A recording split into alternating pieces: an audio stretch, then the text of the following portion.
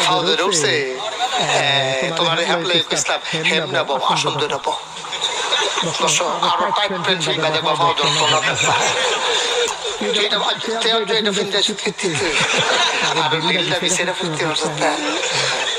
কথা দেখে মনে করছে কইলটা আমাদের ফলাফানিতে ফ্যান করতে বার করছে কি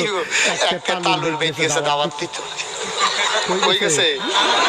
তালুর বেদ গেছে দাওয়াত দিত তা তালুই পুত্রা রে ভাইয়া কইছে পুত্র বল না না না মুরব্বীর সামনে